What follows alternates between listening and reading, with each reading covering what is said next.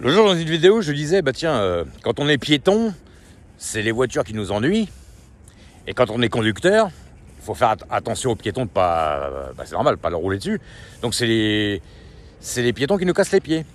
Et ben c'est un peu pareil pour le dirigeant d'entreprise et le salarié. Quand vous êtes dirigeant d'entreprise, bah, vous n'avez pas la même vision que quand vous êtes salarié. Le chef d'entreprise, il a une vision globale.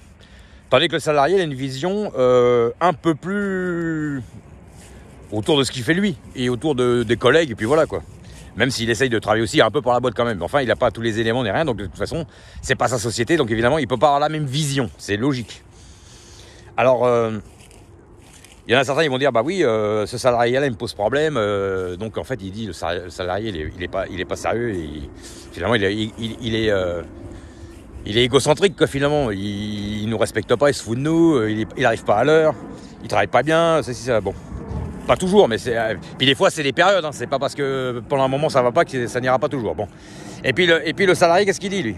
Oh, mon patron, il se fout de moi, j'ai fait tous les efforts, mais il m'a pas reconnu. Je suis content, et des fois il me fait un compliment, mais là ce jour-là j'aurais voulu qu'il me dise autre chose, ou alors j'ai travaillé comme un dératé, mais il n'a pas voulu m'accorder mes vacances. Donc il dit, mon dirigeant, mon directeur ou ma directrice est égocentrique, est dans l'ego, et quand même ils sont pas sympas, voilà.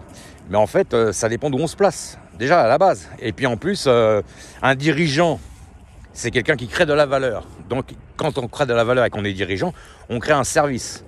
Donc quand on crée un service, on se met aussi à la disposition des autres. Donc quelque part, on est aussi un peu altruiste aussi. D'accord ? Mais on reste un dirigeant. Donc voilà. Et le salarié, lui, de temps en temps, il a tendance à dire, même moi ça m'est déjà arrivé quand j'étais plus jeune, parce que je comprenais pas non plus comment ça fonctionnait trop. Je lui disais toujours oui, c'est toujours les mêmes qui ont des avantages, pas d'autres, machin, tout ça, comme tout le monde. Hein. Et finalement, quand vous écoutez un entrepreneur parler, surtout ceux qui ont vraiment réussi, lui, qu'est-ce qu'il se dit ? Il se dit, moi, j'ai créé de la valeur, j'ai créé de la richesse. On me traite d'égoïste, on dit que c'est moi qui profite des salariés, tout ça, mais j'ai créé de la richesse, j'ai créé des emplois, donc je suis altruiste. C'est les autres qui n'ont rien créé et qui sont égocentriques. Et puis le salarié va dire, le travailleur, le salarié, lui il va dire l'inverse. Il va dire voilà, j'ai travaillé comme un dératé, j'ai pas souvent été augmenté, on m'a pas reconnu. Bon, après ça dépend des raisons, ça dépend des causes, ça dépend des gens avec qui on est, ça dépend de l'interaction qu'on a avec eux et l'entente, je pense. Et la psychologie. Moi je pense que c'est ça. Donc voilà. Ça dépend en fait où sont placés aussi les objectifs de chacun. Mais la psychologie, ça dépend aussi de où on se place.